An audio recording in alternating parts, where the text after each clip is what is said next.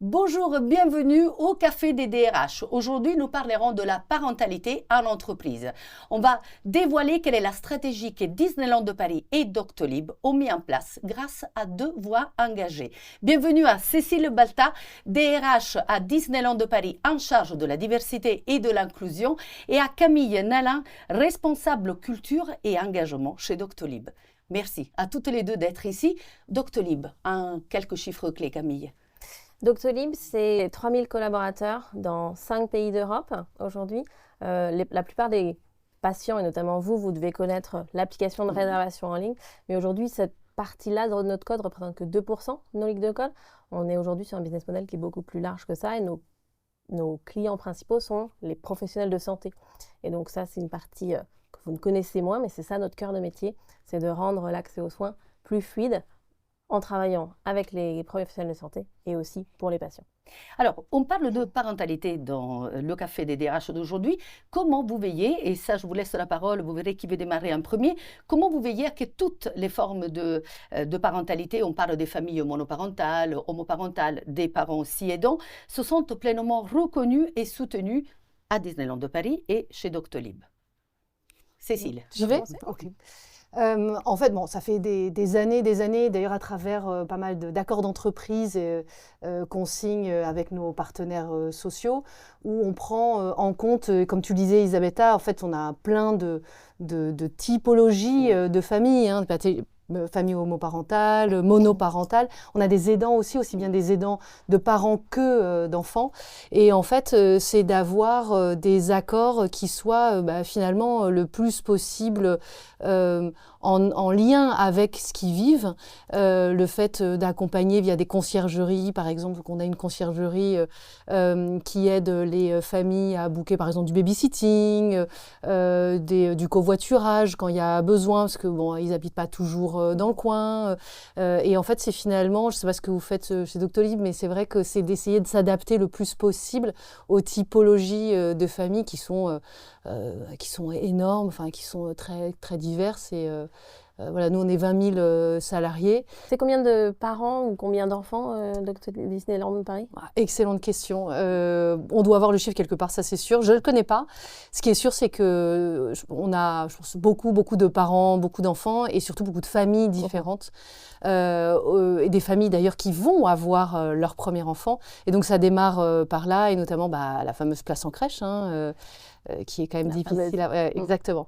Et ce qui est intéressant en fait chez nous, c'est depuis 3 ans en fait on a mis en place un partenariat avec les Petits Chaperons Rouges, qui n'est pas que dans le Val d'Europe ou à Marne-la-Vallée, dans le coin, mais en fait avec tout le réseau des Petits Chaperons Rouges, puisque en fait on a des personnes qui habitent à Paris, même en province, en région parisienne, et donc l'idéal c'est que ta crèche soit plutôt à côté de chez toi.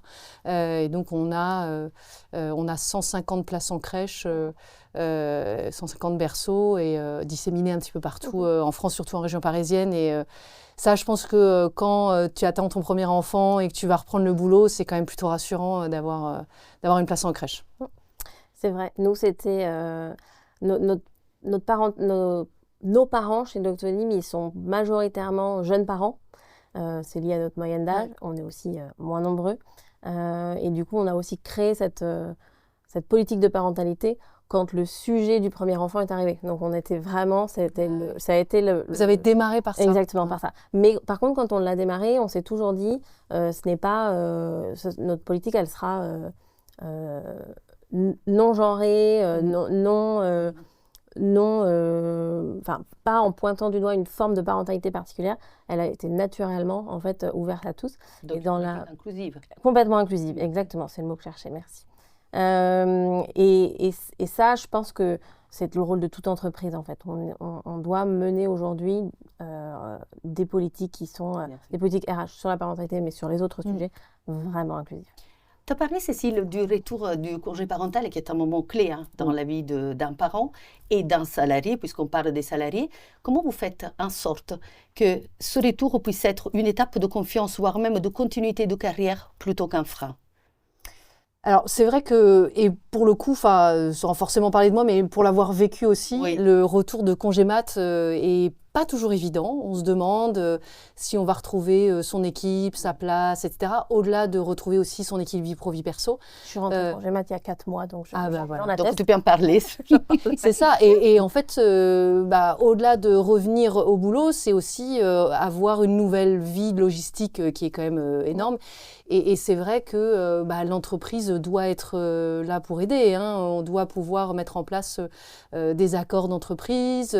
On parlait de conciergerie, de faciliter quand même la vie des salariés quand elle le peut pour diminuer la charge mentale, qui pèse aussi pas mal pour les femmes. Hein. Tu dois le vivre peut-être. J'ai la chance d'avoir un mari qui est extrêmement présent. Oui. Bravo. Donc oui, mais ça n'empêche que c'est une charge mentale, surtout quand on a 3 enfants comme moi. Ouais.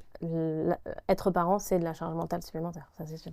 Et c'est vrai, alors nous on a mis pas mal de choses en place. On a notre accord de télétravail déjà, qui bénéficie évidemment à tout le monde, hein, mais qui permet, sur les 20 000 personnes, il y a à peu près 4 000 personnes qui bénéficient de cet accord de télétravail, qui quand même permet d'être chez soi 2 à 3 jours par semaine, et d'avoir un petit peu plus de souplesse quand même, ce qui est plutôt agréable, en tout cas, ce qui facilite la vie. Ouais, je suis complètement d'accord. Nous aussi, on a cette flexibilité-là apportée par le télétravail, et on a mis en place aussi quelque chose qui allège énormément la charge mentale, et moi je viens de l'avoir... je viens d'en bénéficier parce que je rentre de congé maternité. C'était mon 3e enfant, parti un peu plus longtemps, etc. C'est le Flex Return, et en fait, on offre la possibilité aux parents, et d'ailleurs, c'est aussi valable sur les congés longs, non parentaux, mais congés maladie, par exemple, de revenir à mi-temps pendant 1 mois. Donc pendant 4 semaines, en fait, ils s'organisent un petit peu comme ils veulent, avec l'accord de leur manager, s'ils préfèrent faire 10h, 16h, ou une journée off par semaine. Et ça, je trouve qu'en retour, c'était... moi, ça m'a allégé ma charge mentale de mon retour, en me disant, en fait, je reviens, mais je reviens doucement, posément, et c'est une mesure qui est très appréciée dans notre programme de parentalité. Et pour revenir à la question sur comment on accompagne beaucoup aussi le retour, nous, on travaille beaucoup sur le kit manager, on compte beaucoup sur le manager. Il est tellement clé, en fait, dans la gestion du départ, mais aussi la gestion des retours. On sait qu'on n'est pas encore tout à fait à 100% là où on voudrait être. On est en train de le retravailler justement, notamment avec des membres du comité social et de l'entreprise. Et en fait, on a mis en place déjà une sorte de manager checklist avec tout ce qu'il faut faire, le b.a.-ba. Et ça adoucit déjà un petit peu parce que la discussion elle a lieu en amont, avant de partir. Et ça, ça prépare déjà le retour. Exactement. Et vous en avez déjà parlé brièvement, vous êtes des femmes et des leaders.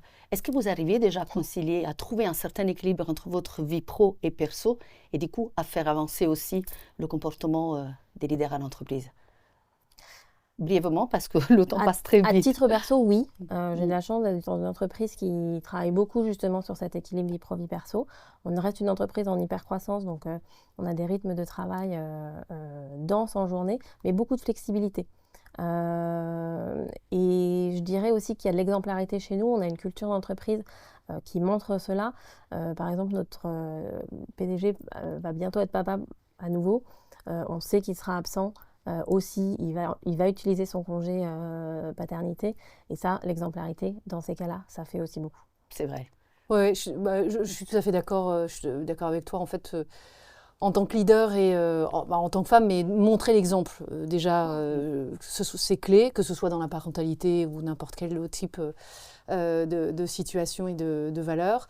Et c'est vrai que le fait d'apporter de la flexibilité dans le temps de travail, alors avec nous, notre accord de télétravail, avec des exceptions d'ailleurs, pour les femmes qui sont enceintes, peuvent tout à fait avoir des exceptions et passer plus de temps chez elles et éviter les transports. Enfin, il y a beaucoup de flexibilité là-dessus. Et on accompagne beaucoup nos leaders. Alors, en tant que leader, mais aussi en tant que RH, pour le coup. On accompagne beaucoup nos leaders à faire face à ces situations, les comprendre, les accompagner, les retours aussi de congé maternité. La bonne nouvelle, c'est qu'on s'aperçoit qu'il y a aussi pas mal de promotions à l'issue, au retour de congé maternité. Donc en fait, c'est un mythe, la carrière ne s'arrête pas au congé mat. Il faut vraiment continuer à débunker ce mythe, c'est hyper important. Quand on est parti quelques mois, en fait, on est tout à fait capable de revenir, voire même d'être promu et de continuer sa carrière. Enfin, il n'y a en fait finalement aucune raison que ça s'arrête. Oui, tout à fait. Et les leaders doivent vraiment être exemplaires là-dessus. Hein. Nous, on oblige aussi, on conseille fortement aux femmes avant de partir ou à congé mat ou congé long de faire un entretien de développement avant de partir pour préparer aussi son retour et parler de sa carrière après. Et tant qu'on ouvre la discussion, c'est beaucoup, ça aide beaucoup. Dernière question, et alors vraiment en quelques mots, comment vous faites en sorte que ces promesses, donc ces engagements liés justement à la parentalité, puissent être tenus dès le recrutement? Alors, nous, on a signé pas mal d'accords d'entreprise, donc c'est ancré, en fait. C'est gravé, c'est signé, donc c'est des choses qu'on doit faire, on s'est engagé à les faire et on les fait. Et après, dans le recrutement, en fait, toutes les équipes recrutement sont formées, sont au courant en fait de tout ce qu'on fait. D'abord, on bénéficie et finalement savent le retransmettre, que ce soit dans nos annonces, dans tous les contenus qu'on produit aussi. Parce qu'il n'y a pas que les annonces, il y a tous les contenus réseaux sociaux, etc. On en parle aussi pas mal, la preuve. Et puis, on en parle avec les candidats quand on fait les entretiens, on répond à leurs questions. On sait répondre, en fait. Les équipes recrutement savent répondre aux questions, savent rassurer aussi. Des personnes qui doivent déménager, qui doivent changer les enfants d'école, ce genre de choses. En fait, les équipes sont pas mal accompagnées pour répondre à ces questions-là. Oui, c'est exactement la même chose. On a beaucoup travaillé justement le discours employeur et surtout notre approche chez nous, notre culture d'entreprise, elle est basée sur ce qu'on appelle l'inside-out approche. Et donc tout ce qui ressort en externe est basé sur du vécu, de ce qui se passe en interne. Du coup, il n'y a pas c'est pas une promesse RH sur le papier, etc. Et effectivement, comme tu le disais, de la même façon, nos équipes recrutement sont extrêmement bien briefées, elles connaissent les programmes, elles en bénéficient également. Et donc, du coup, ce sont nos propres ambassadeurs aussi. Donc là-dessus, dans la mesure où il n'y a pas de différence entre ce qui se vit en interne et ce qui est reflété en externe, c'est très facile pour les équipes recrutement. Et du coup, nos candidats, quand ils nous rejoignent, il n'y a pas de déception. Puis finalement, on est deux entreprises, soit Doctolib ou Disneyland Paris, on est deux entreprises, on est là pour les familles. En fait, finalement, c'est un peu notre cœur de cible. Et donc, c'est plutôt normal, finalement, qu'on soit en direct, qu'on soit aligné avec ce qu'on prône à l'extérieur. Et d'ailleurs, nous, on lance notre application parent. Doctolib lance cette première application parent parce qu'au-delà d'accompagner nos salariés depuis longtemps sur ce sujet, on voulait aussi aller un cran plus loin et accompagner les parents dans cette période difficile, notamment quand c'est le premier. Et donc, on lance très bientôt notre application à destination des parents avec une discussion de l'IA pour poser cette question qu'on se pose à 1h du matin. Est-ce que c'est normal qu'il ait de la fièvre après son premier vaccin? Mais on a besoin de ça. Exactement. Et donc, c'est vraiment notre rôle. Merci beaucoup. Alors, si on doit retenir quelque chose, parce que c'est bien de retenir, est-ce qu'on pourrait dire, et vous me dites si vous êtes d'accord, que la parentalité n'est pas du tout un sujet de vie privée, mais c'est un véritable pilier de la promesse employeur? Ah oui. Je suis d'accord. Donc, on termine. On peut tout à fait conclure par ça. Parfait. Donc, on termine sous cette promesse employeur. Un grand merci à Camille Nala, à Cécile Baltin. Merci à vous tous et toutes de nous avoir suivis. Merci à Loïc Jacquet et Axel Philippe pour la réalisation de ce Café des DRH. À bientôt. Merci.